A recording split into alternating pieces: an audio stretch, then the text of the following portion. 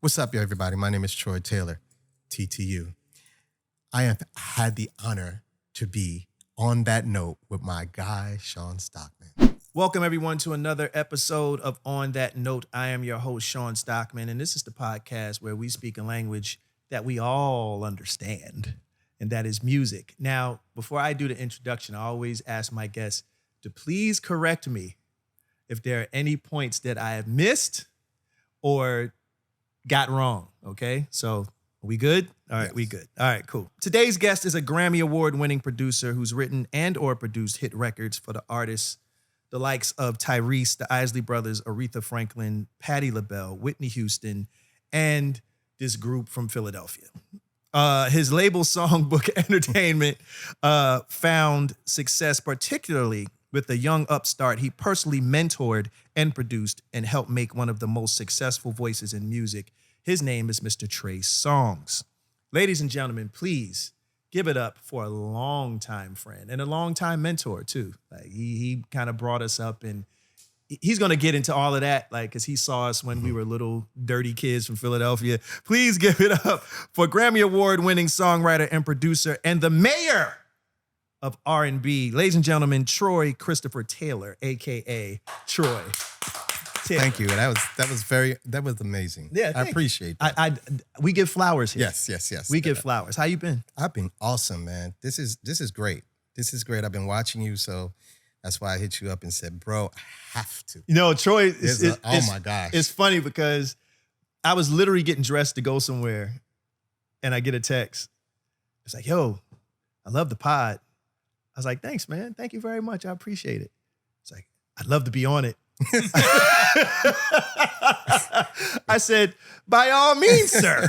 So Man. we worked it out. Yes. Fortunately, you were in town because Yes. I know you're an East Coast guy. Yeah. So I was like, all right, cool. So we worked it out. You will understand how integral Mhm. of a part Mr. Taylor played in my career and my guy's career. Yeah. Okay. He knows the ins and outs of this group probably better than most people. Yeah. So you're going to learn more about that during this whole podcast. But Troy, I always like to start the show off the same way I start off with everybody else. It's a segment that we call, we going to go back, way back in the time. Okay. So I want to know, and the people want to know, as you guys close your eyes, unless you're driving, do not close your eyes while you're driving. But if you're listening or if you're watching, I want you to close your eyes. And Troy is going to take us back to New Haven, Connecticut. About 8 years old. Let's say 8. All right. Give me the sights, the smells, but most importantly, the sounds. What was the music that you heard in your upbringing that inspired you to become what the world now knows, or who the world now knows as the mayor of R&B? 8 years old. 8 Okay. years old. Like this is the catalyst. This is what really breeds future stars, is what you were impressionable with. So 8 what years old. was that? What was the music? What would we hear in your house at 8? Oh man. Well, in my house was gospel. Okay. Okay. But I was the church boy that listened to R&B. So even though Kojic, Church of God in Christ, I grew up Kojic, I still listened to R&B. So Did you have to sneak? No, I didn't have to sneak. Okay. But it wasn't, I didn't have anything in my house at 8 years old that I can go play. It wasn't like I had my own Walkman or anything like that. So whenever I would hear it, it's in the neighborhood playing when I go outside and play. So 8 years old, we're talking Earth, Wind, and Fire. We're talking Funkadelic. We're talking about Ring My Bell, Anita Ward.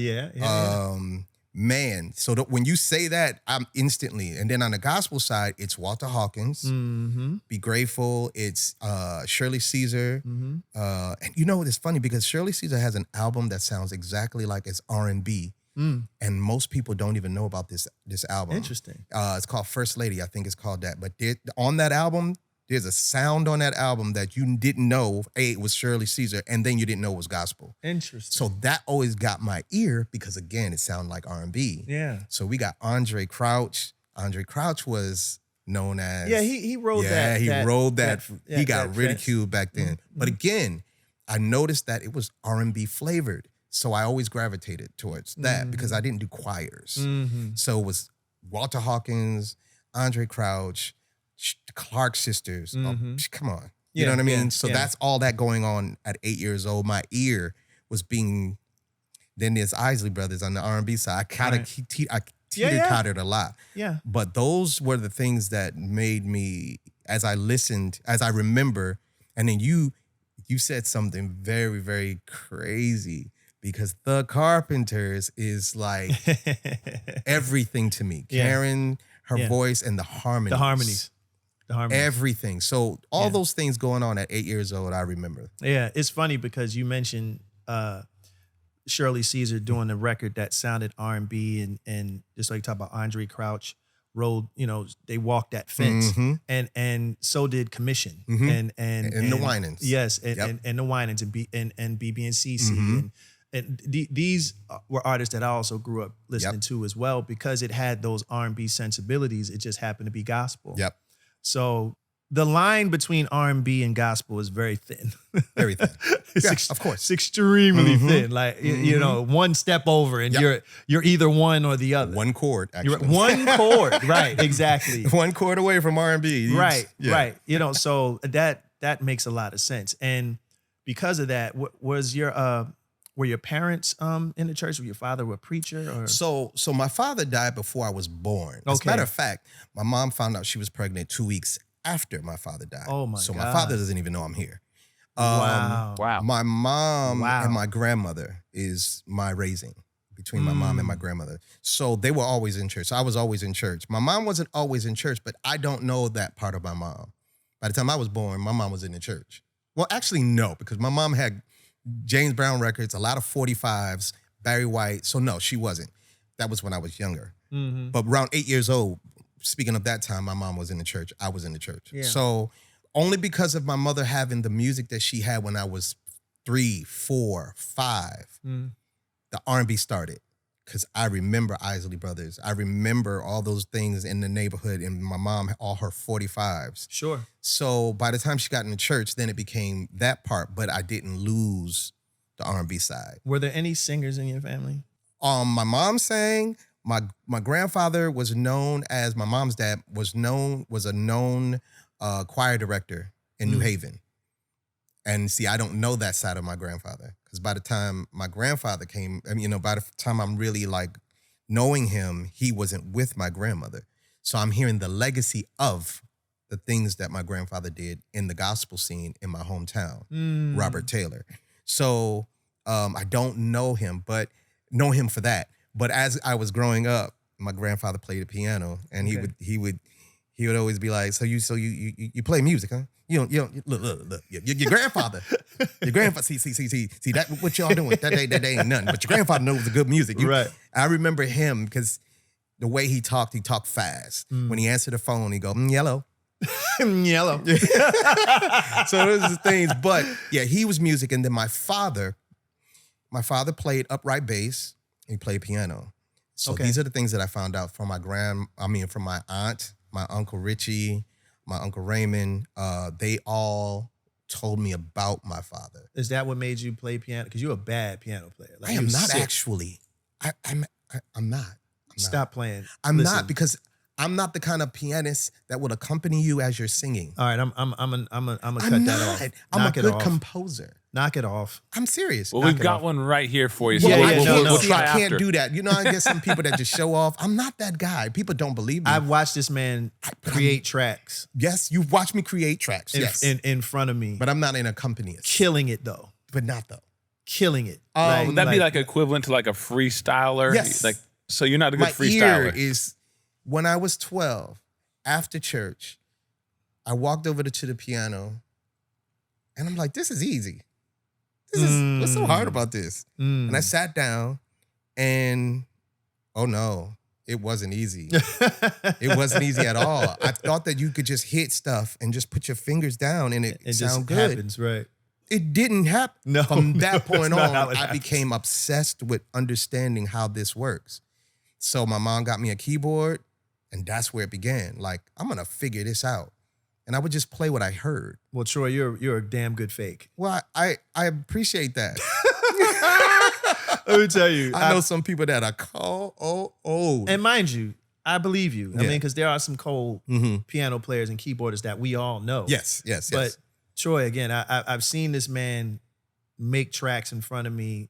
The turnarounds, he's prolific. Thank you. I mean, and it may appreciate not be to your standards. Yeah, right. True. But you're damn good. I'm really to me. hard on myself. Oh, yeah, you are. Yeah, I just want to definitely let hard you on know myself. that he's be it ever so humble. Yeah. Now, being in high school, did your taste grow in R&B or Yes. gospel? Where did it go from there? from Stevie that point? Wonder. Okay. High school started, even though I listened to Stevie Wonder earlier on, but high school began the Stevie Wonder obsession. Mm-hmm. Man, synthesizers, the sounds. Yes. Not just the harmonies, not just the runs, Mm-hmm. but The sonics. the sonics of it. And then I always noticed, theory wasn't my thing, but I knew certain things weren't right. When I say that, Stevie's chord progressions technically, theoretically weren't right. No.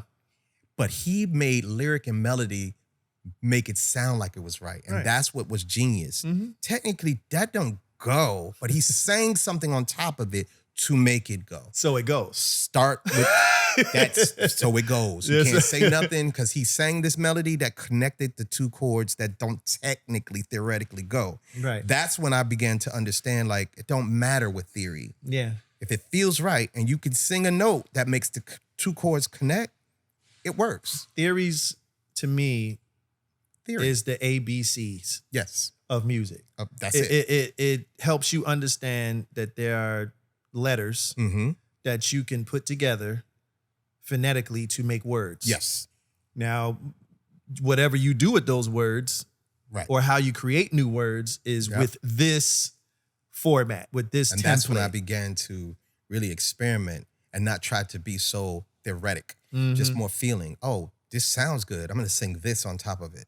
And then that became the teenage years doing talent shows Mhm. in high school and in groups. I was always in groups. Okay, now I was about to ask you, Mhm. like, were you active? Because people know you as a producer, but I know you can sing. So I was an artist first. Yes. Yeah, so you say that you were in singing groups, like Mhm. were they harmony groups, Yep. doo-wop gospel, like Not what- doo-wop gospel. They were R&B, okay, like R&B, Switch kind of thing. Like Switch. It was like they'll never be in. yes, because Okay. we always had a high note singer in the group. Mm. I was in two groups.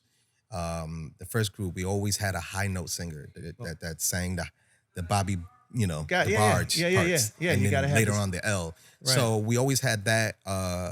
And then as I went on in mid high school, I joined another group, and then that was more so Earth, Wind and Fire. It was more so that than the barge Yeah. and Switch. It was more so Earth, Wind and Fire, the Right. arrangements, the intricacies of Yeah, Morris White. Earth, Wind and Fire. They obviously they made jams, Yes. and things that we could dance to, but those guys were theoretical geniuses. Man. Like when you talk about theory, like Yes.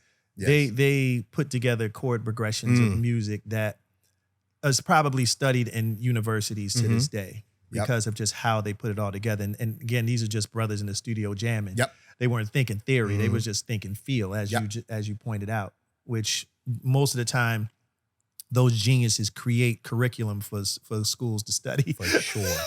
For sure. You know what I'm Definitely. saying? So okay, so you're in singing groups and you're developing your piano playing around that time as well, right? My ear and my piano playing. Where'd the songwriting part come in? Well, I was always writing songs. I've been writing songs since I was 2.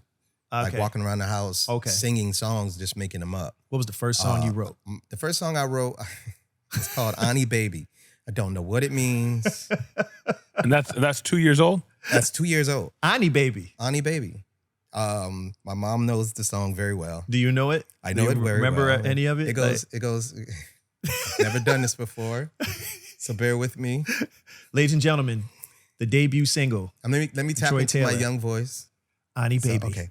Ani baby, Ani baby, Ani baby, Ani baby. But wait. As I Hey. gotten older, it changed. Okay. It goes Ani baby, Ani baby. Ooh, little flip. Baby.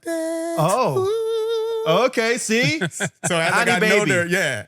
You heard it first, That's ladies the and first time gentlemen. I ever. Exclusive Probably on that will note. ever sing this. Debut by Troy Taylor, Ani Baby. Available on all DSPs. But Never. right. Better catch it now because you'll You never could hear do it a whole again. album of like lullabies. Right.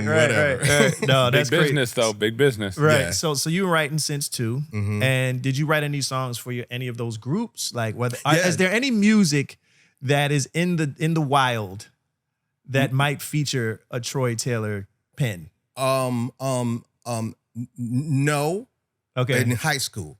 But I was the kid that had all the equipment in the house, in my room. I had the 8-track, I had the keyboard, I had the DX7, I had the drum machine, and an EPS 16 Plus. I was the kid in the neighborhood that was making the music. And then in high school, I was singing originals. And then if we did covers, I would make the cover instead of trying to find the instrumental. Sure. You just redo it. Yeah, redo it. And so that's what I was known for. But it was just what I did. It wasn't I'm doing this. It's just that was my day to day. Making music in my room. Your lot in life, every day. basically. What has Yes. become. Yeah. Everything I'm doing now, I was doing in high school. Gotcha. It just imagining this is how it goes, but not thinking that this is what they do. Because it was like when I do it professionally, then I'll have this. That's the way I thought. I didn't know what I was doing is what they do. Yeah. Didn't even know that. Yeah. Till later. It I'm starts like, wait with a the minute, feel. I've been doing this. And I'll go into that again. Yeah, for sure. Coming up to y'all, I'll elaborate on that. Oh no, we're doing the chronological thing. Yeah. So you're in high school, you're making these records and all this other stuff. I mean, you're from New Haven, so, which isn't too far from New York. Right. Well, first off, you had to have been discovered Yes. because Something like that. Yeah. yeah, I mean, were those consecutive trips to New York? Yes. Were you discovered in New Haven or like No, I started going to New York with a friend of mine. He was the rapper, and I was making his music. And then he got somebody to start shopping his music in New York, and I would go. So I was the producer. But the thing about that, his name was Owen Taylor. We weren't related, though people thought we were because of the Taylor. There were records that I would do hooks on, and he would rap. But this was, and I'm not saying I discovered it. I'm not saying that. What I'm saying is, before it became a thing, right. we were doing it in New Haven where With I would singers sing singing on hooks. the hook Right.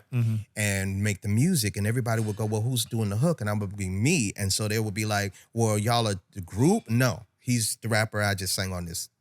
That's the way I looked at it. Got you. But it started becoming a thing in the music industry where people would do that. But I was just doing it because it was the hook. So he got someone to start shopping music in New York, and I would go. And then I would be in the meeting, and they would go, well, who's singing the hook? And oh, that's me. So y'all together? No, I just produce. Right. So why don't y'all? Oh, no, I'm not. I sing, but I'm not, I'm just his producer because he rapped. So it became a thing where every meeting we would go to, they would ask. So in there, it became well, why don't you just do it together? That's what we did. And we got signed to an independent label. Okay. And being anxious and excited, we didn't use an attorney. Oh boy. It is the typical story. Yeah. Everybody's got the story. Yeah, it's the almost same- to the point it's where if same you don't have story. a story like this, I'm sorry, you're not gonna. Nah, I'm not gonna say that. But it's so common, and I remember we did not use it. The contract was so bad that I signed all my publishing away for the rest of my life and didn't know it. That was how bad it was. That's exactly how bad it was when I found out. Charles. Wait, let me go back. The name of the group that we created, me and him. This is before New York. This is before I knew anybody in New York. Yeah. Was called Smooth Characters. Okay. So We're speaking of a gentleman by the name of Charles Farrar. yes, this is before Charles though. This is Okay. before I even knew Charles existed in the world. Okay. However, at that label, Lyndon Roach worked at that label. His name was Lyndon Roach. He worked at the label. Charles was just a guy over there on the phone. So I would go to find out he wasn't part of the label. He would just go there because he knew Lyndon, but he would use the phone to create meetings and stuff. Okay. But I didn't know him, but I knew he was there and he would be there just using the phone. Mm-hmm. And then Lyndon, when I had the meeting with, I forget, Al, his name was Al. I had the meeting with Al and he heard the music. Lyndon heard the music, later on would suggest to Charles, why don't you get that kid, since he plays, to do some, work with you on what you're trying to do. Interesting. And so he ended up giving Charles my number. Charles called me and asked me if I would do some keyboard work. So I began to go to New York, set aside from everything else, just to work with Charles. He would pay me. Right. And he would tell me what he want. And it was R&B is what he wanted. You do R&B. I want R&B. But I would follow his instructions. Wasn't good at his instructions all the way, understanding of what he wanted. But it got to a point where I'm just, hey, you tell me what you want and I can do it. And it got to a point where, are you trying to do this? Is this what you? Right. Yes, that. Right. And from there, it became a thing. Right. Then I started going back and forth to New York all the time. Okay. And working with Charles. Okay. And remember, now I had already signed that deal. Mm-hmm. So Charles was the one that said, hey man, give me that contract. Let me get it looked at. He's the one that took it to, I forget his name, Ted Nunsbaum. I'm sorry, say that one more Ted time. Nunsbaum. Nunsbaum? Yeah, Ted Nunsbaum. I think that was his. Yeah, that's his name. Nunsbaum. Yeah. Charles had an attorney that he, worked with look at my contract, and that's how I found out the contract was horrible. Piece of trash. It was bad. And so Charles suggested, he was like, hey man, listen, don't reply back to the label. When they call you, I'm going to get you out of this. And long story short of that, what Charles told us to do was not answer. They ended up dropping the rapper first, but then they kept me. Ugh.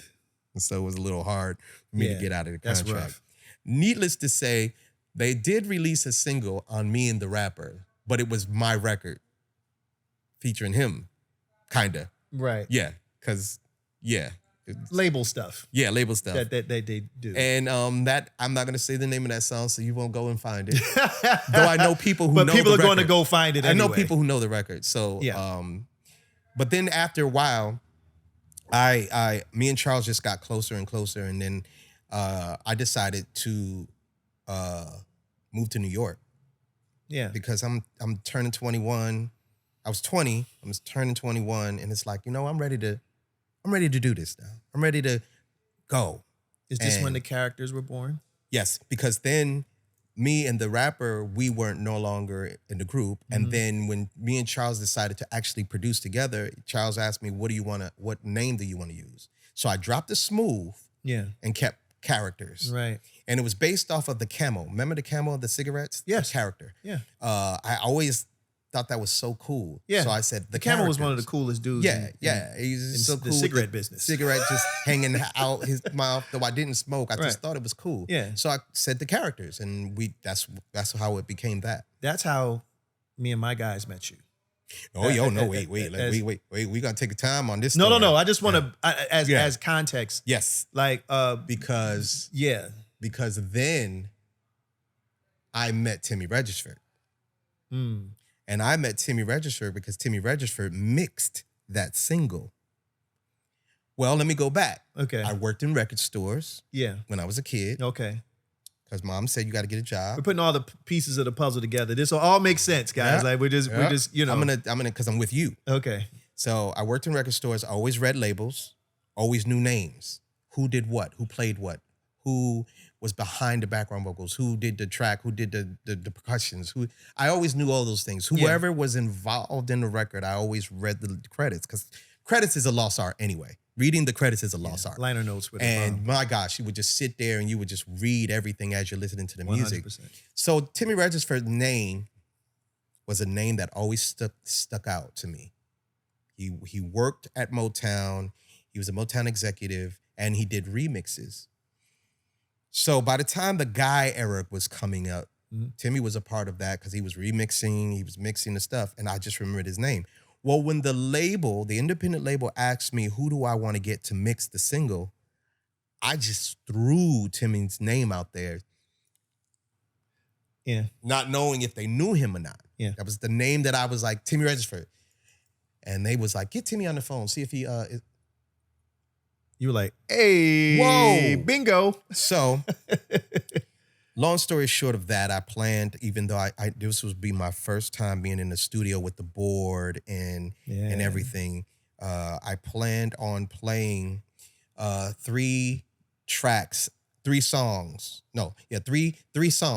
to Timmy because I'm about to meet Timmy. Mm-hmm. So I want him to hear more of my music since he's mixing my record. Mm-hmm.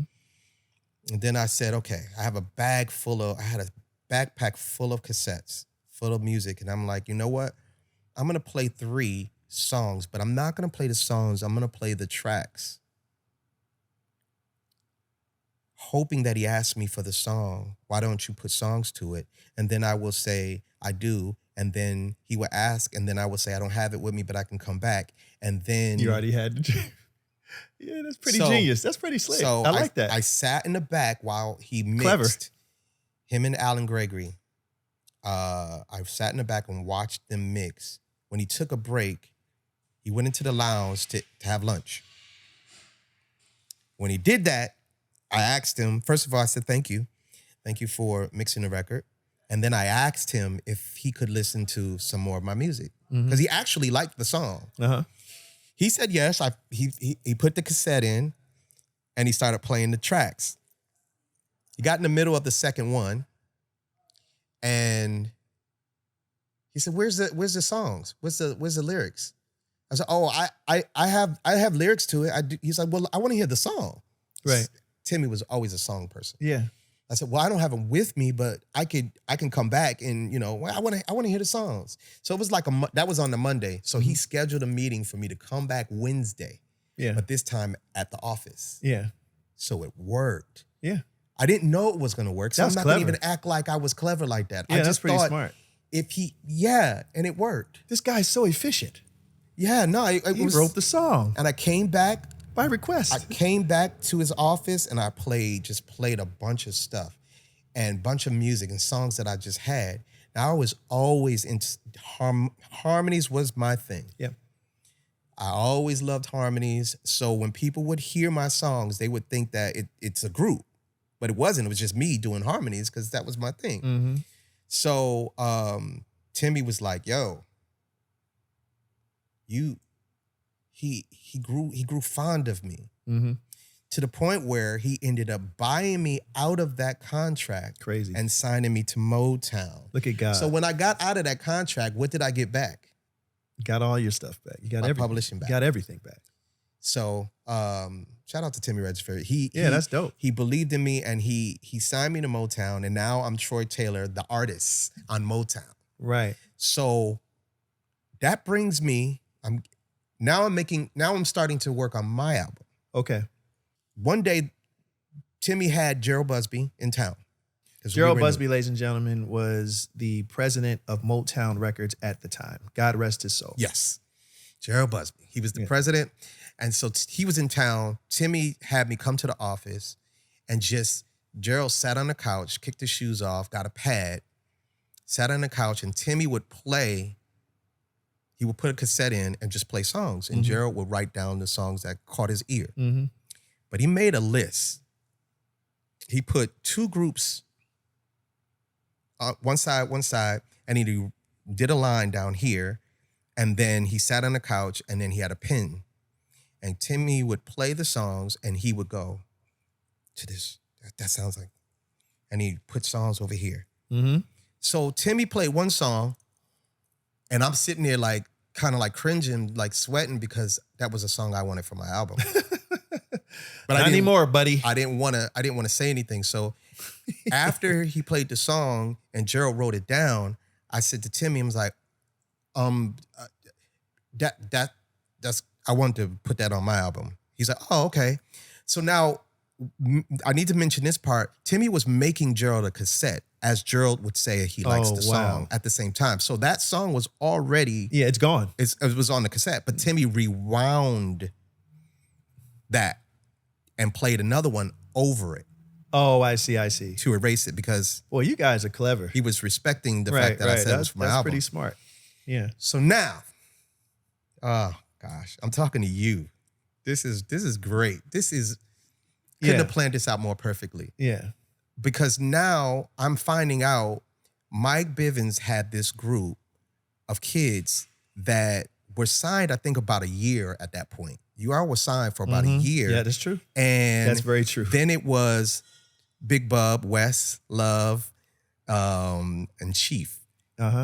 Today, the group Today. Shout out to our boys today. Yes. Big Bub, Wes, Chief, love y'all, man. The kids, Boyz II Men, and it was the group Today that Gerald made that list for. And so it was 4 songs each. And so now it came time for me to meet. I so happened to meet the kids first. Right. Come to New York, and I go into the conference room. And there you guys are. You were 16. Wanye was 15. That's right. Nate and Mike were 17. That's right.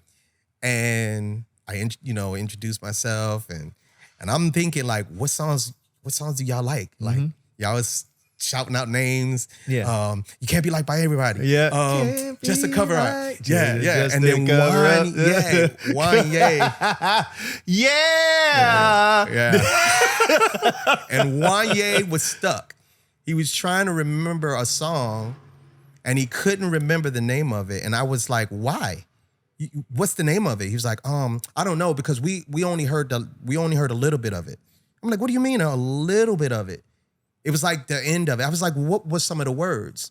And Wanye was like, it was like something about your love or something like that. Yeah. And I was like, Your oh, love is how did you hear that? How did you hear that? He was like, we only caught the end of it. So it would go on to believe that when Timmy recorded over it, it wasn't longer than Your Love. I think I remember that. And so it picked up from where it left off. Holy and that's crap. how Wanye ended up hearing it, or you guys ended up hearing it. Yeah. But you only caught the tail end of it. Because Your Love was long. It was a long song. Yeah, it was. Because it had that intro. Breakdown and all the breakdown. And right. So when Wanye said that, I was like, no, that you wasn't supposed to hear that.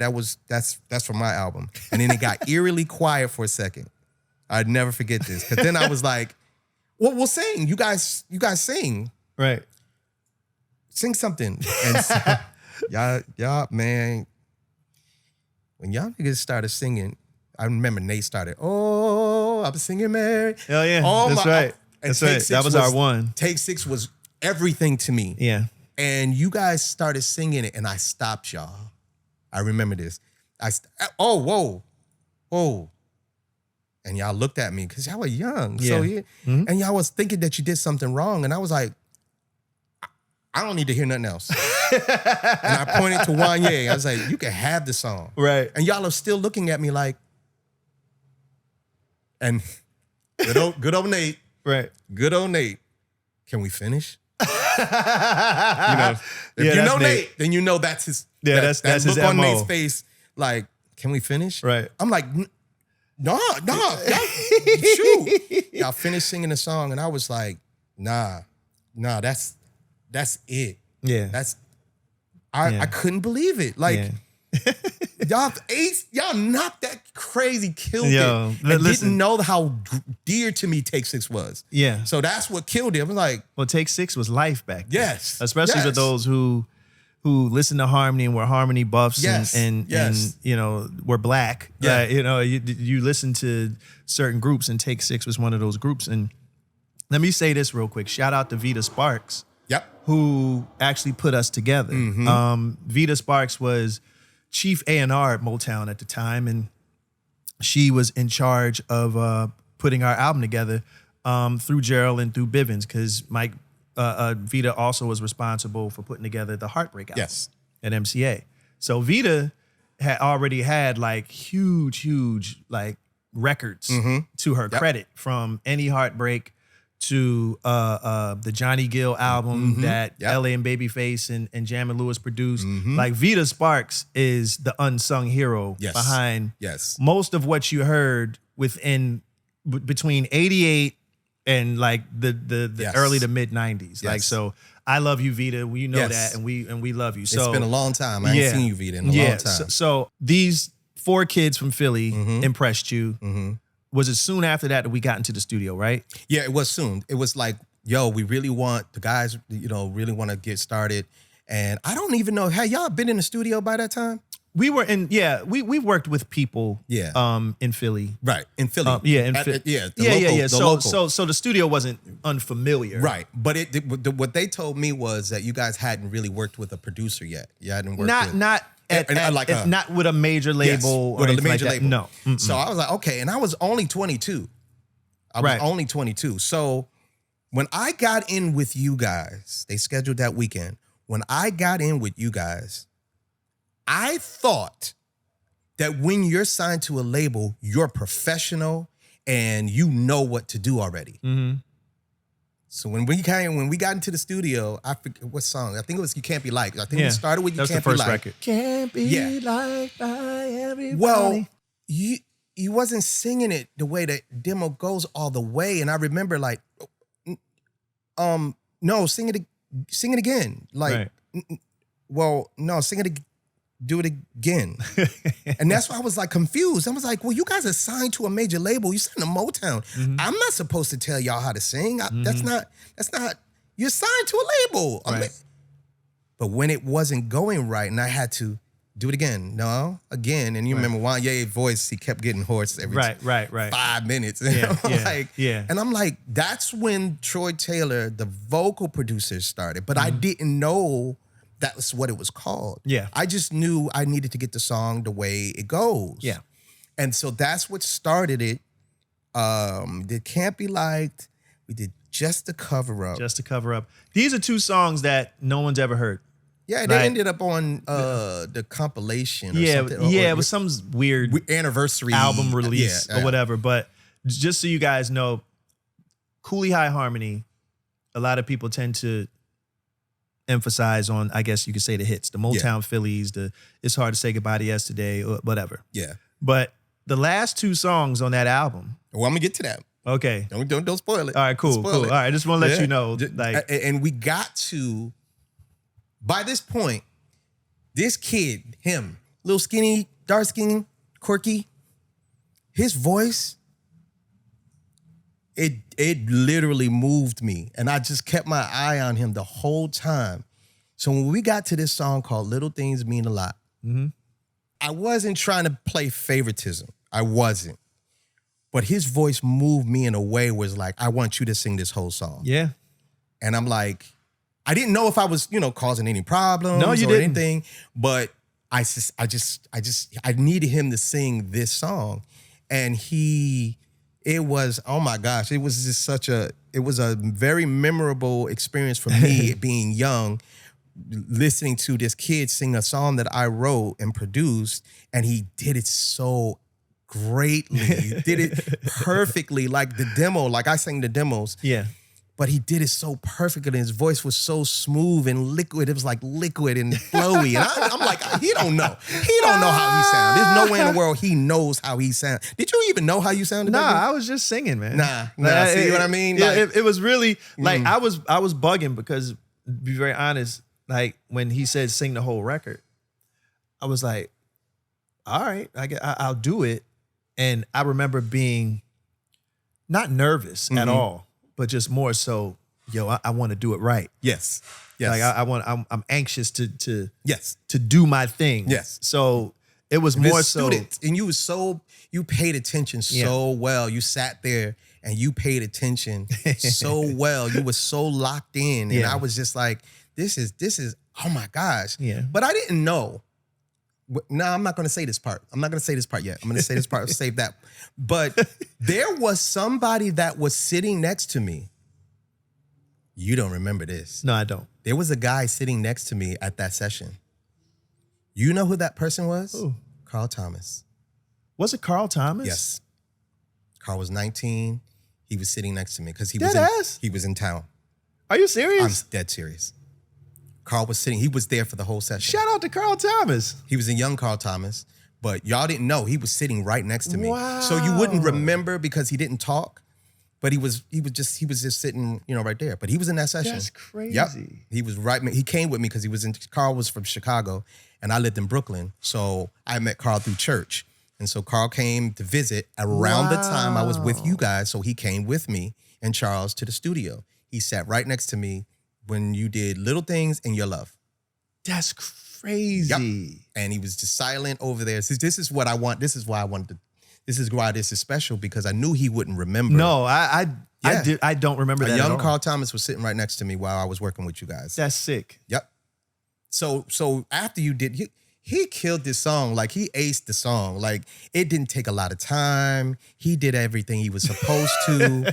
He listened to the song. He mimicked it. It was Your Love that was hard. Yeah. Because now, remember I had the talking part in there already. Right. So it was perfect for Mike. Right. It was perfect for Mike to do. That's right. But Wanye's voice kept going out. It kept going out. I remember that too. I was like, what's wrong with him? Well, Juan was the youngest. Yeah. And he was going through his voice changing. Yeah. Yep. So, it a lot of the stuff that he was normally used to singing easily, like, because when we met Juan and when we saw Juan in high school, his voice was stratospheric. Like it was super high because he was still a little, practically a baby. So his voice was changing and now he can't hit those notes like he used to. And now he's like, oh, snap. So hard. You know what I'm saying? So it was a lot of that going on. And I noticed it. I noticed that. But again, something in me was like, but y'all are signed to Motown. Yeah. You're not supposed to do that. You're superheroes. Right. You're not supposed to have problems. Yeah. You're signed to Motown. Yeah, well, we had So I problems. didn't understand, but it would be like, give him an hour, let him chill, and it would, So we got it out. And it's so funny because even though he was getting hoarse, it was emotion. Yeah. So that's what I did like about it. I just had to get good takes. No, we were road dogs. Yeah. Like it would be a thing where voices would literally be on fire. Yes. Right? Like hurting.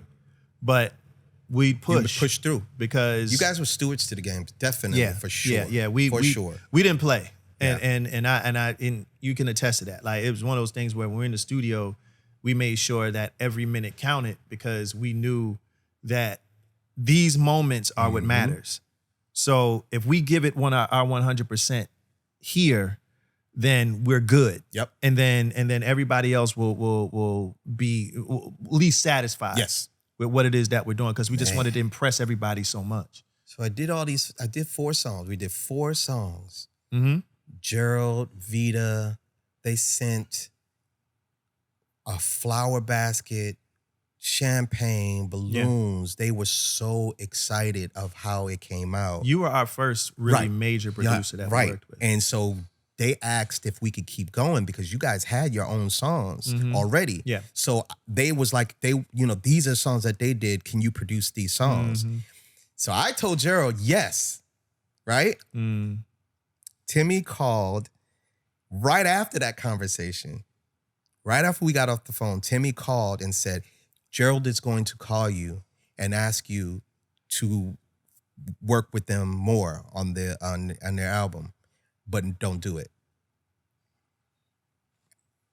And I was like, Gerald already called. We already told him that we wanted to do it. Mind you, in that talk, it was, watch this. In that talk, they was talking about, and they're going to want to do a Christmas album. We're going to want them to do a Christmas album. This was super early. Wow. So all of that was going on, and I had just had a great time with y'all. Like, yeah, I wanted to get back in. Right. And Timmy said no. And I was like, well, why did he say no? I'm about to tell you. Now, see, Timmy was special to me because he got me out of that contract, so I was not going to be disloyal. Yeah, you weren't going to go against But I wanted wishes. to know why. Yeah. Timmy said, you did 4, you don't want to get that deep into it and get so involved that, in other words, you don't want to get that deep into it, and if it doesn't go right or whatever, it's on you. Wow. Timmy, that was a bad move, bro. That's what he said. That was a big mistake. It was, but watch this. I would later find out. Well, Timmy was the A&R in New York. Mm-hmm. Vita was the A&R in LA. Yeah. Mm-hmm. You guys were Vita's group. Timmy supplied 4 songs. Mm-hmm. That's enough. Interesting. That's enough. And how about this? I wouldn't say it was a mistake because everything happens for a reason. It does. But in retrospect, that was kind of a political play. Yes. That Yes. could have worked. We don't know. Yeah, we don't know. We don't know. We'll, I guess we'll never know. We don't know. We'll never know. But I was so...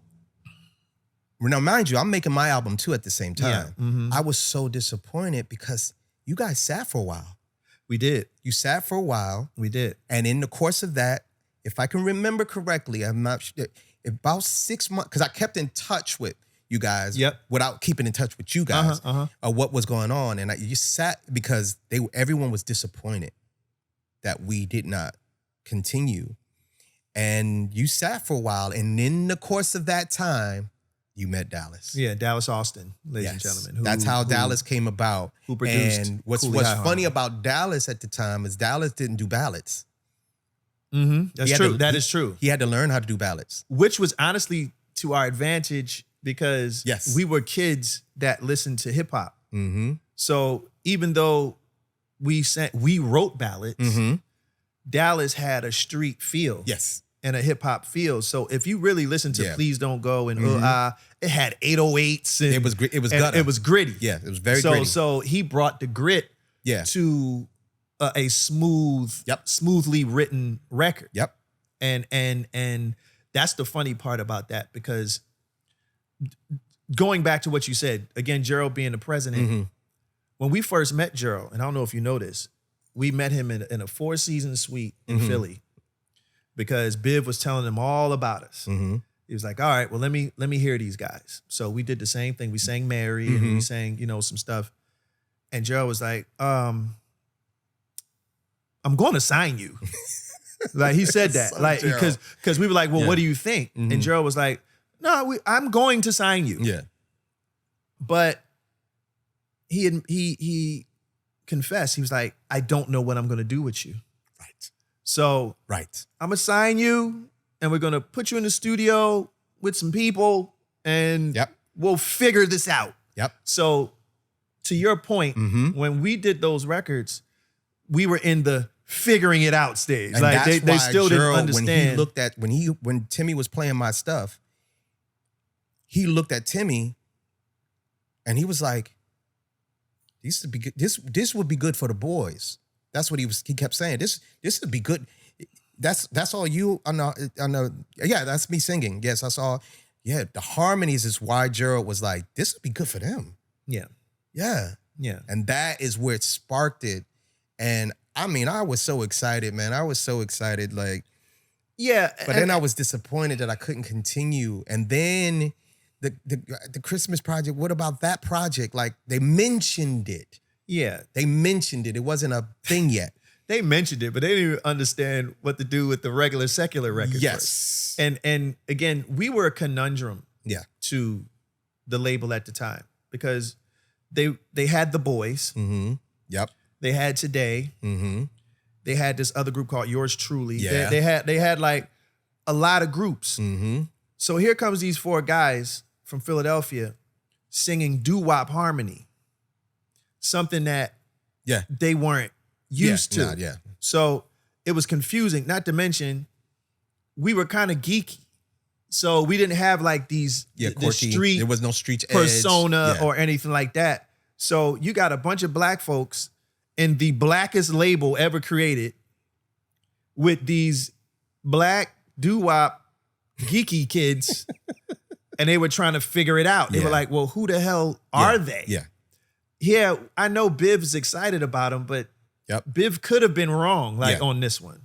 And shout out to Michael Bivins because he actually saw in us that other people didn't see. He fought for us more than we realized until much later on. He was fortunately he was good friends with Gerald. Yes. They had a relationship. So Gerald trusted him a lot.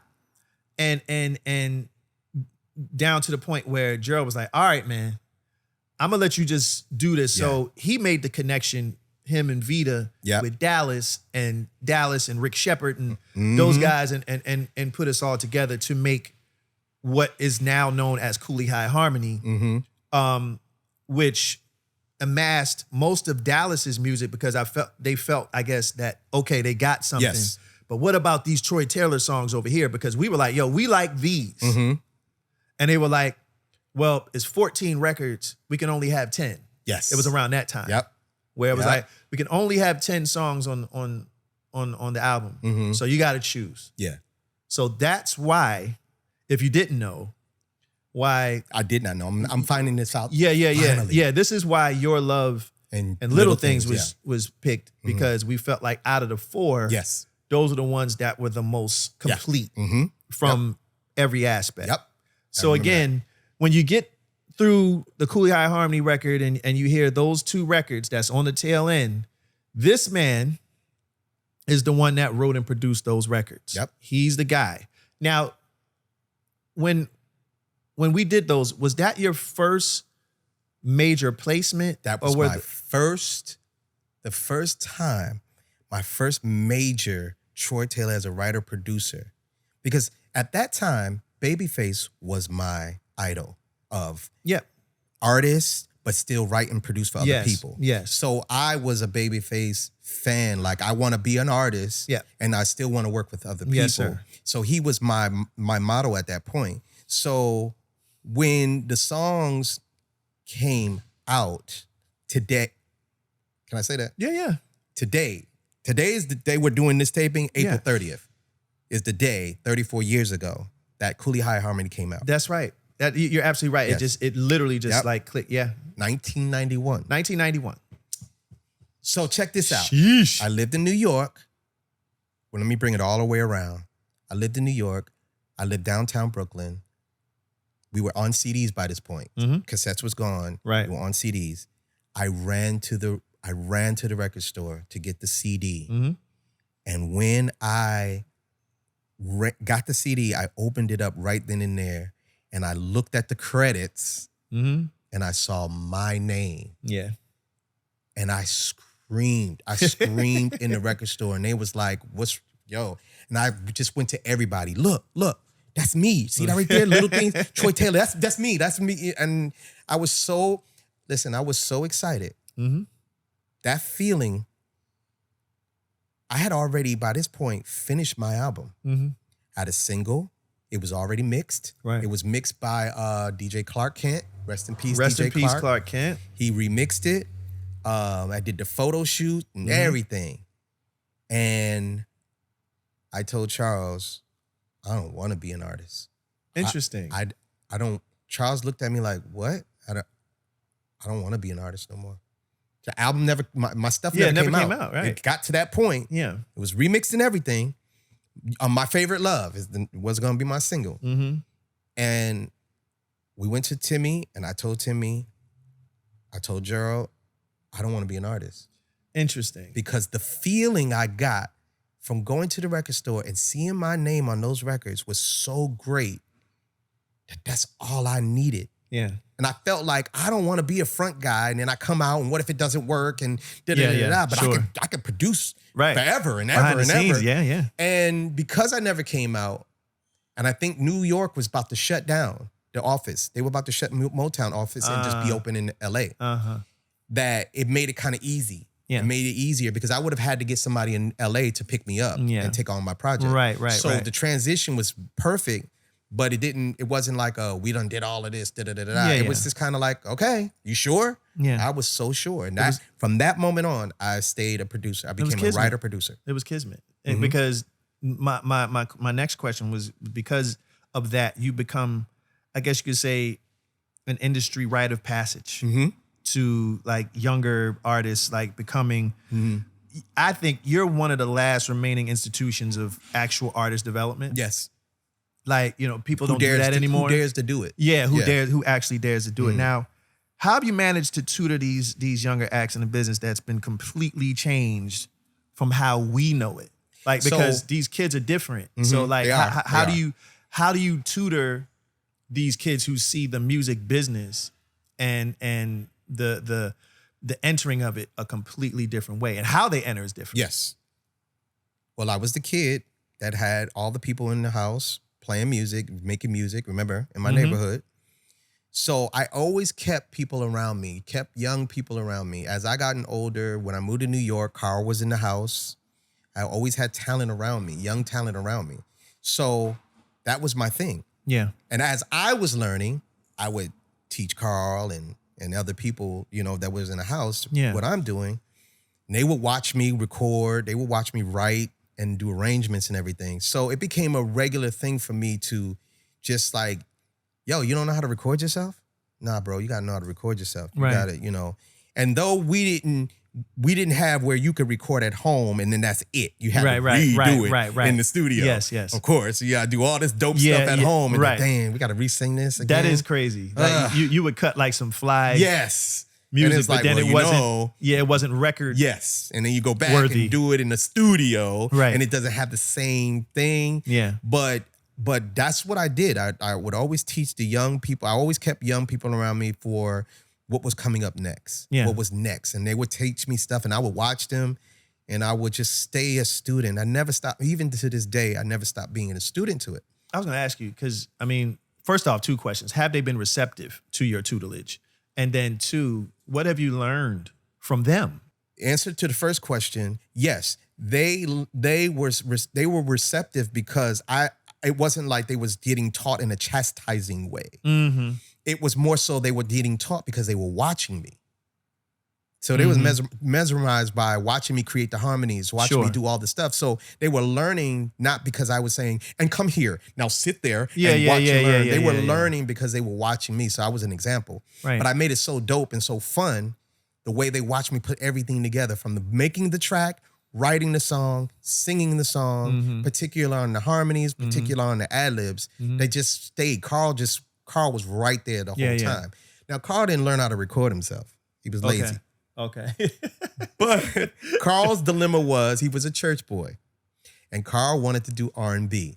And so Carl had to convince me that he could do R&B. Okay. Every time Carl sang, he sounded like a church boy. Right. So he had to learn how to sing R&B. So you taught him that? I taught him, but Carl Thomas, hard-headed. Right. And it was hard. Yeah. And he watched me, but every time he would sing, Kojic would come out. Right. And I'm like, no, Carl, no, we can't. Right. That run, no, it's too churchy, Carl, no. Right. And so it took him a long time to develop what you guys know as the Carl Thomas sound. Yeah. But he had to take a lot from watching me. Yeah. To learn how to be R&B. Because again, I'm from church, but I was more R&B. Yeah. So those nuances are important because, again, going back to how you had to kind of shape us vocally, we were R&B guys, but we probably came to you just from singing like Johannes S. Bach. Mm-hmm. Yeah, y'all were very trained. So we were classically trained. So a lot of our stuff was very like this sometimes, and it would, a lot of times in those circumstances, not very cool. It's articulate, but it's not soulful. Now, let me ask you, do you remember this? Do you remember when I went in to do the... Yes, I do. Yes. Because y'all didn't know how to... Yes, put right. Right. Yeah, no, I remember. And when we first heard it, we laughed. Yeah. Because we were like, what is this fool doing? You know what I'm saying? But it did. It connected the lines so it wouldn't sound punched in. Bro, let me give Troy again his flowers in the sense of he really helped us understand how to produce. Yes. Like, and how to create records from an R&B level and an R&B status. So again, this guy, before Dallas, before all those guys, there was Troy. And Troy was the guy that shaped all of this stuff. Now let me ask you, because, again, the industry has changed. Yes. And what do you think about how music, R&B in particular, has evolved? Because it has changed. Mm-hmm. Like the nuances that once were R&B songs, are now a little bit more in your face. Yes. They're more just kind of, Yep. this is what it is. This Yep. is what I want to do, and this is how I want to do it. Say. And to some degree, it's cool. Mm-hmm. I think personally, some of it is created for more sensationalism Mm-hmm. than anything, for other than quality, because you can say nasty stuff Mm-hmm. and still have a quality record, opposed to Mm-hmm. what people might say is like, that's just straight crass. Yeah. But- No coof. Yeah. So how do you feel about how R&B has evolved? Because you work with a lot of these kids. Mm-hmm. So what are you getting from them as far as like their energy and why they feel like they have to express themselves that way? And again, this is not a diss, because I love a lot of the stuff. Yeah. But some of the stuff is a little overt. Yeah. So how do you guide that? So let me go back. When I was coming in, New Jack Swing was just starting. Mm-hmm. And there was this kid that everybody was talking about, Teddy Riley. Everybody was talking about Teddy Riley. And Yeah. and remember, Timmy had worked with Teddy Riley. Yeah. So Teddy's music at the time was unorthodox in the sense of it broke all the rules of sonic, all the sonic rules that Yeah. engineers. It's distorted, it's too loud, it hits, you got to truncate that kick, it got grit at the end. Love Teddy Riley. It's like, that's not right. Meanwhile, I'm sitting up here, I want the kick to hit like that guy record. Just like that. I wanted to, and all the engineers would be like, they would smush the kick. And I'm like, Yeah. no, I Yeah. wanted to hit. Now that's distorted.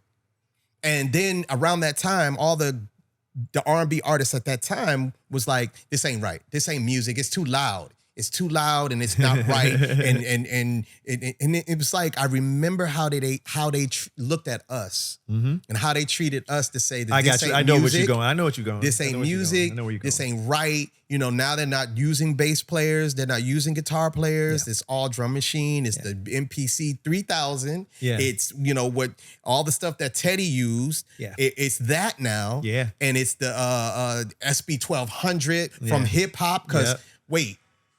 wait, no, that's hip hop. They do that in hip hop. This Right. is R&B. Right. And now the line is being crossed with R&B and hip hop. It's gritty, it's grimy, and they were pissed. Yeah. So I never forgot how they made me feel doing what I thought was dope.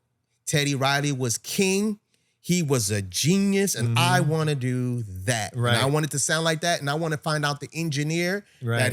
that mixed, which was Dave Way at that time. But Dave Dave Way Way. was Yee. hard to get. Yeah. And it was like, I want Dave Way because I need my kick to sound like this. Yeah. And I remember the feeling of how they made me feel. Mm-hmm. So now I'm older. Now I'm OG. Right. And now the kids got their sound. Right. And what they Right. like. Right. Whether I like it or not, I will look at their face in the studio and they're excited. Yeah. They're happy. Yeah. I don't agree. It's 2 chords and only 2 chords only. No Right. changes, no bridges. Right. Right. Right. No ad-libs. No, Oh ad-lib. yeah, ad libs. what's that? Yeah. Yeah. That's crazy. yeah. But what that we got to have a part 2. Yeah. Because we're going to talk about that. I in got a another question segment. for both of you guys, because there's something I was thinking about on the drive in. When we were all coming up, records would get broke on the radio. Radio's essentially non-existent for a lot of users, right? We kind of have our catalogs. How does one kind of get noticed now? Because there's probably you jumped too far ahead. yeah, You gotta get to that point. there's probably a lot of great artists out there who still want to truly get back to the essence of music with bridges, with ad libs, with all these wonderful things. How can the average human get exposed to new music now? What is the outlets now? TikTok. Yeah. But even if you go to TikTok, everything that's trending is 90s, 80s, Yes. early Yes. 2000s. All the records that are Yep. trending is And they don't know how to do it. it's Yeah. older records. It's not new. They record, love it though. They right? just don't know how to do it. Like even the record, They don't know how the to do anxiety record with I forget the girl's name that sang it. Apparently that record dropped like 3 years ago. Yeah. Which So- record is this? That anxiety record, they had like a little you TikTok talking about trend. Doechii. What's her name? Doechii. Doechii. Yeah. Apparently that record came out like 3 years ago. So it's not even a new record. It's not that they don't like it. Mhm. It's not that they don't want to do it. They just don't know how. Yeah. They don't. You and I, we listen to, you True. listen to who you listen to, and you applied it to yours. Yeah. I want to do the harmonies like that. Yeah. And you made your songs and you applied Elements. Yeah. Yeah, I did it with Stevie. I wanted my chords to be like Stevie, so I'm going to do my bridge like that. Maybe the rest of the record is this, but my bridge is going to be very Stevie-ish. I think my gripe, if you want to call it that, for lack of a better word, with today's music, is that it lacks that creativity. We might have taken a bit of a melody from a chorus that was of a song that was already a hit, but we made it different. Yes. Opposed to creativity. Right. You had opposed creativity. to Just most of these sampling. kids just take the chorus. Yeah. Like they don't even make a new one. Like they just literally rip a song they from don't the know how. 90s. They don't know how. Yeah, and They but don't know how. see, this would be my gripe. Because it's okay to evolve. Yes. It needs to evolve. Like music needs to evolve and change. But where it lacks is its creative part. And the point of telling a musician, right? An artist is exactly what that word means. It's someone that is literally like liberal. Like you can do whatever you want. If I wanted to beat on this table and make a record, I can do that because I'm an artist. Like you can't, there's no limits to what I can do. I got into an argument with somebody on Clubhouse when Clubhouse was hot. Oh, Clubhouse. During Everybody COVID. was a star Hey, then. that was a one-hit wonder. Yeah.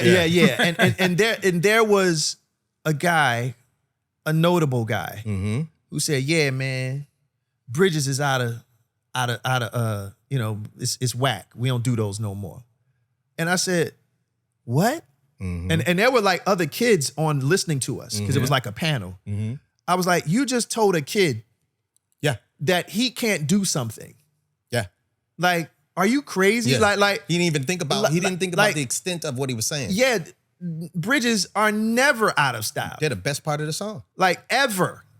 Look, get off that. Like bridges are never out of style. B sections are never out of style. Harmonies, music is never out of style. Yeah. So if a person felt to change it this way, that person should be able to do that. Yes. And this is the part that I don't like about the industry is that it's become so compressed. Yes. It has. Like everything has to sound like the same exact thing. Just like you said, 2 chords. And yeah, that's cool, but the song goes nowhere. And you wonder why, and this is proof positive. The same songs that everybody's geeking over and geeking, about and all that other stuff, you won't hear it next year. Yes. You will not hear it next year. It's for the moment. It's for the moment. Now, if that's cool with you, fine. But the bottom line is that that's not, or at least it shouldn't be, the goal of any person that wants to be in the music business for an extended period of time, past 3 summers. So the point is that like it's just weird to me the conditioning of what musicians have been forced to create under. I just want to go back real quick before you guys jump off of that because I'm just trying to get a clear answer. Like, I think the way I should say it is, how do we get mainstream music now? The radio, top 40 radio, right, used to give us mainstream music. What's mainstream though? That's what I'm saying. Where do we get mainstream music now? We used What is mainstream? Mainstream is... We got introduced to new music through radio. Yes. 20 years ago. Now How do I hear a new song? Playlisting. Yeah, it's TikTok. It's TikTok and playlisting. It's playlisting. It's playlists on DSPs, which by the way, are managed by people who are not music people. Yep. Don't know what they're doing. They don't know what they're doing. Like they're basing things off of that word has been used a million times, but it's the truth. It's this algorithm. Yes. So are we going to get good music is what I'm saying through this. We are. This So algorithm. now. Yeah. In this time that we're in, of what you just described, of what you just felt, what you just expressed, I'm still excited. I'm excited. I'm just as excited as when I was coming into the music industry. And people go, "But Troy, you like harmonies, you like ad-libs, da, da, da, da, da." They don't do that. They don't. but I do. Right. And I'm sticking to it because we've seen music go. It's So- one oscillating circle. So I'm going to stick to it while they're doing that. Yeah. I'm going to keep doing what I'm doing, and I'm not going to stop. And Troy, there are a lot of great artists out here now Yeah. that are doing that. Yes. And which brings me to my next question. In your opinion,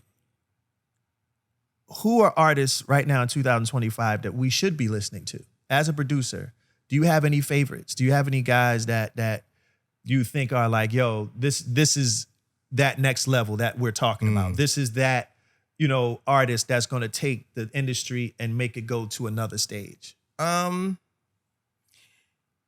That's a good question, because the question, I have to be a little bit careful on how I answer, because it's either the producer that's going to do it or the artist. Which Okay. one?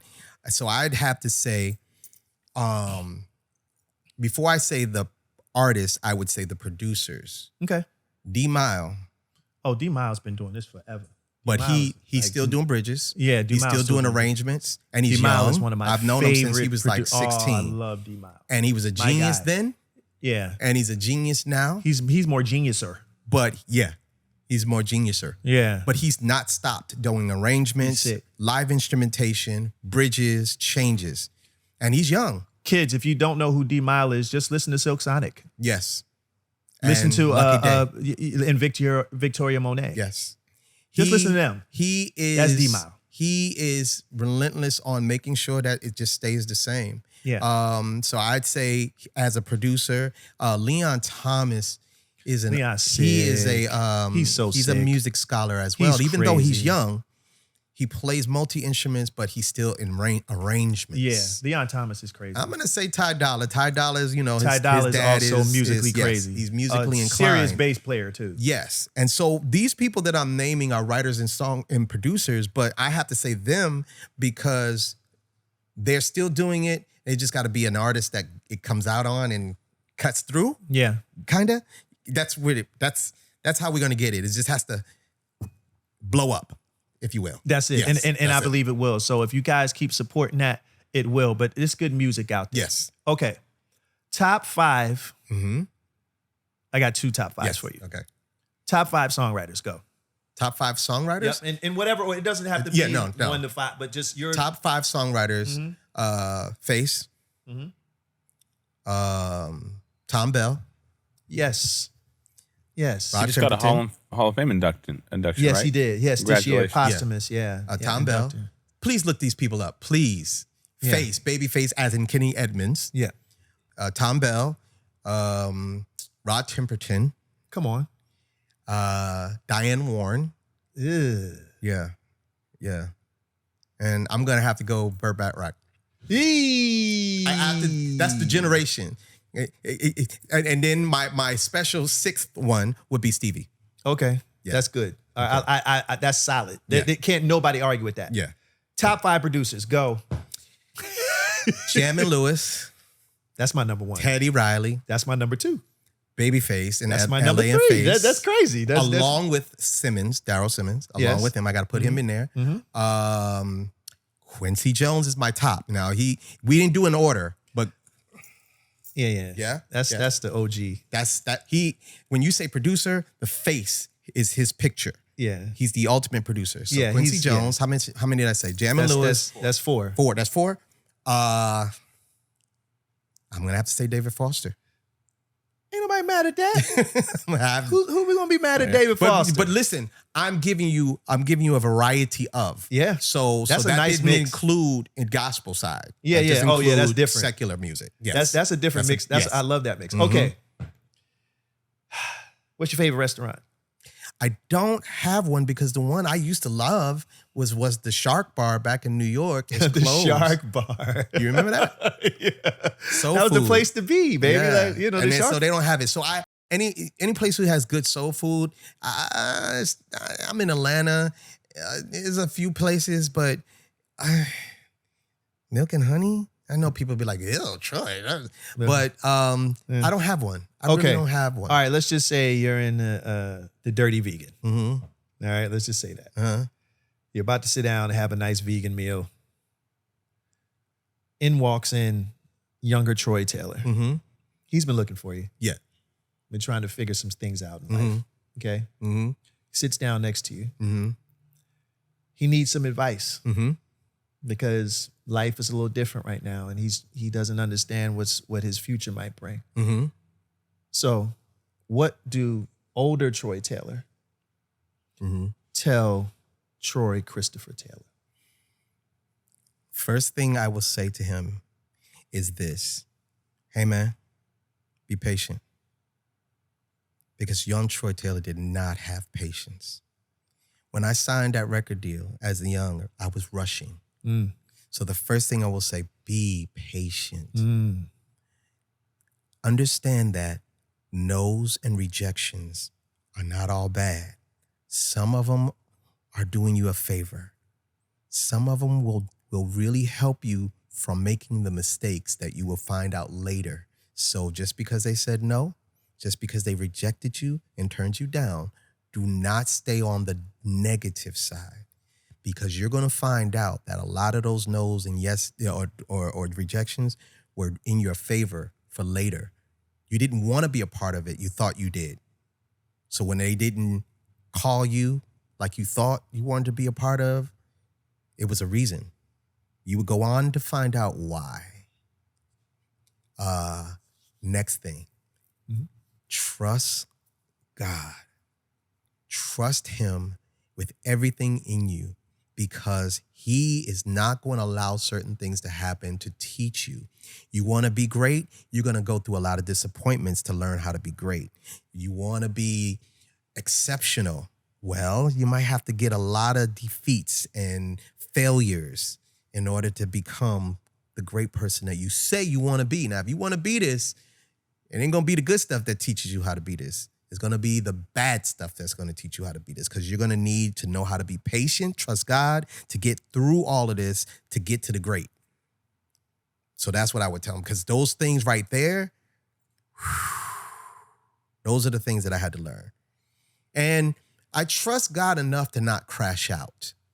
As angry as I was, I trusted him to the borderline of crashing out. No, I can't crash out. I can't crash out.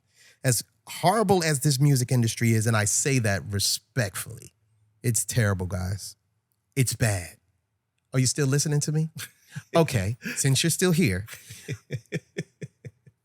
you still have to remember, nothing should stop you from being what you said you wanted to be.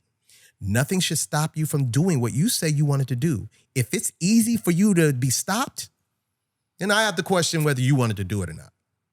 Because nothing, not my divorce, not all the times that, oh my gosh, we had an opportunity to have a single. One of the songs that didn't end up on the album, For the White Man Can't Jump. Do you know that Your Love was supposed to be on that? And it got turned into Simpin'. Right. But it was because they came to us about it, and we chose Your Love. No, actually, no. We chose Cover Up. We chose Cover Up to be on there because they wanted an up-tempo. Yes, and it got to somebody, and they did a switcheroo. Yeah, and it turned into Simpin'. Those different things that happened to me in my career that I could be angry about today, I realized certain parties that I wasn't invited to. Yeah. That were the parties that I wasn't invited to, but were the parties. Ooh, I would go on to find out I didn't want to go. Yeah. I didn't want to be there. Some parties in the industry you just don't want to go No, but I did. I thought I wanted to be there. Yeah. But I wasn't there. And now I can say, whew, glad I wasn't there. The world's rejection is God's protection. Yes. So those are the things I would tell my younger self. Yeah. And on that note, folks, this has been a great one. Now, normally I segue into showing songs. It's normally why I have this guitar. But ladies and gentlemen, you're going to be treated with an exclusive. Troy Taylor has in his phone a Boyz II Men song that has never been heard before. We're going to debut it now. So sit tight, turn up your radio or put on your headsets, turn up your phone, because we're going to connect to this beautiful Bump Box. This song is sponsored today by Bump Box. The Friday edition. The Friday edition. And we're going to play this record, and we're going to give you most of it. Yes. Not all of it, but most of it. So let's set this up, though. Okay. Let's set it up. While you're doing that, set it up to the actual Bump Box as you're putting it. Is it on? So It's as we're setting it up, It's funky. this is but Boyz II Men's third album. I want to say this: Boyz II Men always called me first. Y'all always called me first. So the first time I worked with them was the Cooley Eye Harmony album, and then they called me when they were starting for the second album, and I held this song. Two. I held this beat a whole 2 years, waiting for them to call me, and then when they called me, when I went to go, I forget where we were. I think was L.A. I think it was L.A. The first beat I played went on to be Jezebel. Doom, doom, doom, Doom, doom, doom, doom. And that, so they kept that. So I ended up on that with that one. But then the third album came and they called again and we went to Philly. Or it was deep in Jersey, I think it was. I don't even think it was Philly. If it was our studio, yeah, it was your studio. Stone Creek. It was in Gladwin, Pennsylvania. Yes. Okay. So yes, and I had a slew of beats. I had stuff that I wanted to play them. I always put stuff away for them and save for when they called, and they always called. Not only did they always call, but every time they won an award around that time, they always thanked us. There's a very rare thing that you see artists do. Artists usually forget when they get on stage. They usually forget the main people. You ever notice when people win awards, they never thank the producers and writers? The very people that helped them get this actual song. They thank everybody else, managers and all of that stuff, but they never thank the songwriters and the producers. But anyway, Boyz II Men always thanked us. Always thanked us. When y'all won that one time, I think at the Soul Train Awards, American Music Awards, that's what it was. Y'all thanked us, and I always appreciated that.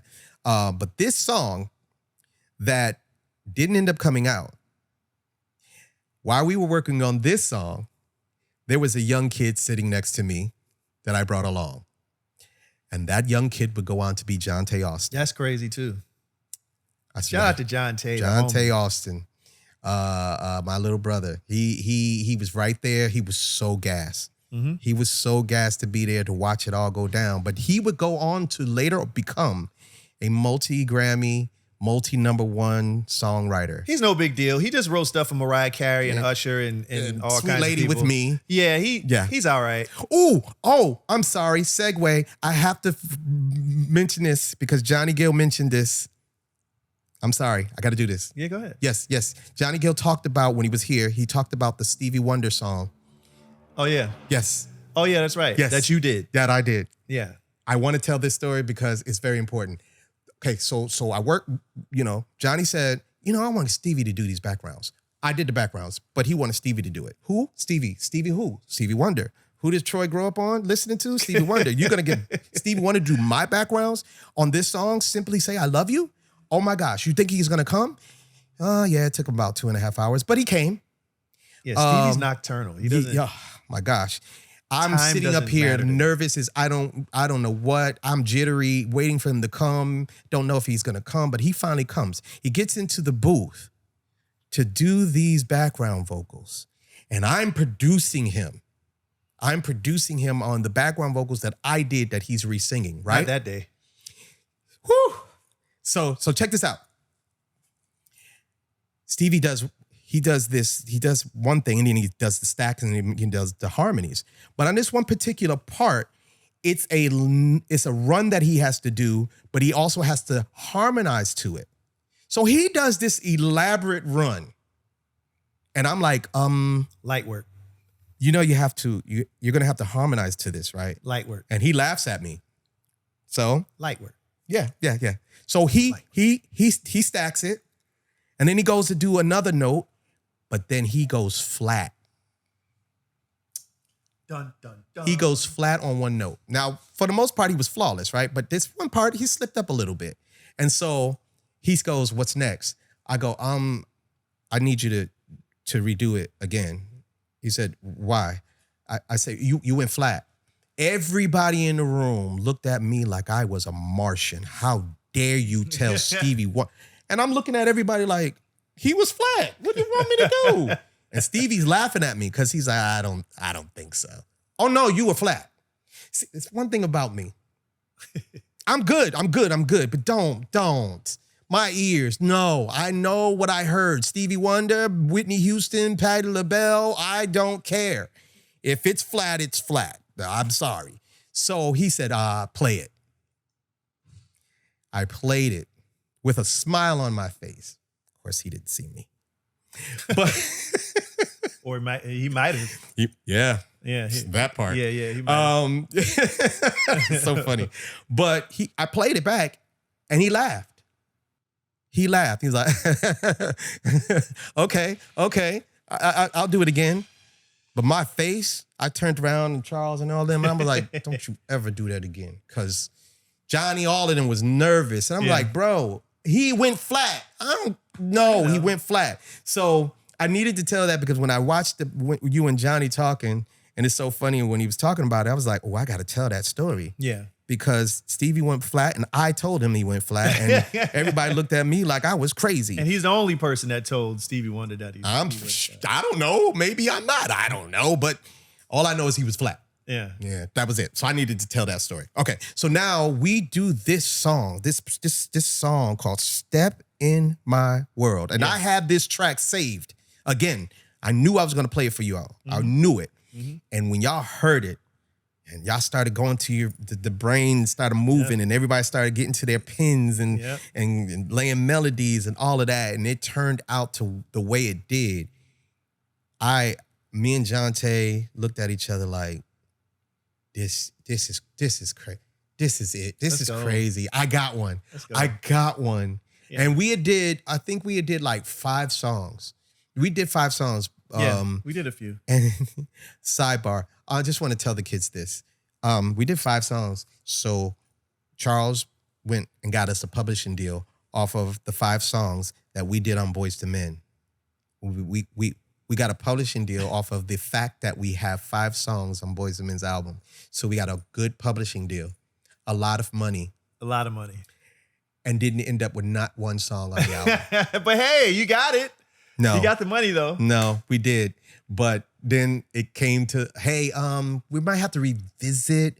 So maybe we can't finish giving you all the money. So can we possibly just give you this? Because they didn't give us all of it at one time. Of course. They never give you all right. of it. But they had a next thing that they had to give us. So they asked, could this be, since you didn't end up with anything, can we just call it even? And so we did.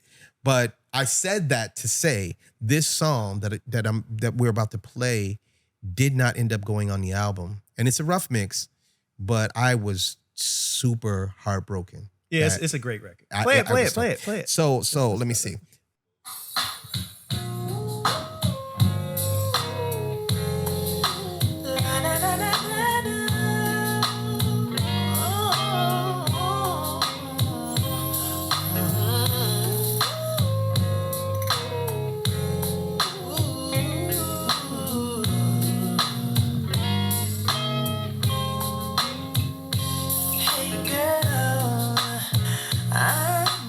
Loving you every day and every night that you're away. And darling, there's no need for troubled minds, 'cause I save all my loving for you. Ooh, step in my world when you shower you with all of my love and all of my love here in my room. Oh, I'll be waiting for you to come take over me. Oh, sweetness, we've got a lot going on. Letting it run away from us could feel so wrong. And God knows, I refuse to lose it. So if I ask you to commit, would you do it? Oh, I know, step in my world, let me shower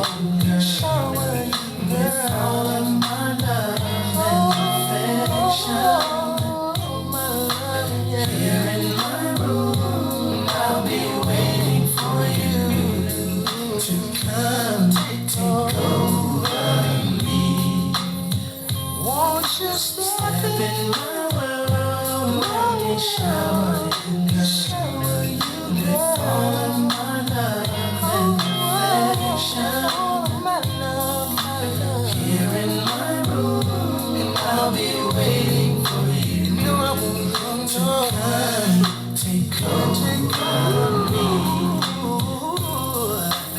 Let's play no games. There will be no time for nothing else but love and spend the whole night through. So make no mistakes. I plan to spend my days and all my nights loving till the sun no longer shines.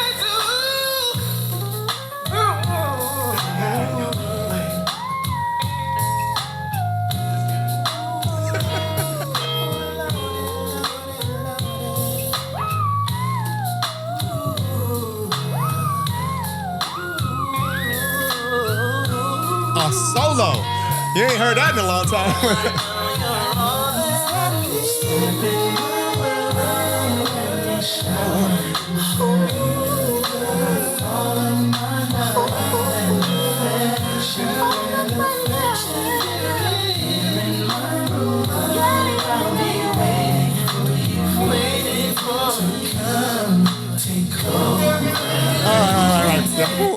The ad-lib's even crazier. So there Yes. you have it, ladies and gentlemen. A song you never heard before. A Boyz II Men exclusive that you never heard before. But hey, man, Can you imagine how heartbroken I was? Y'all didn't hear that? listen. Sheesh. Biopic is being worked on. Man. Can y'all imagine a Troy Taylor in a movie? A biopic. Wow. That would be awesome. My Wait. mom would freak out. Wait. Yeah. Okay. Ladies and gentlemen, it's another great episode of On That Note. This has been Troy Taylor, everybody. And we thank you so very much for tuning in or for checking it out on YouTube. Make sure you watch all the other previous episodes. Make sure you like and subscribe and all that other good stuff. This is Sean Stockman signing out. Love you.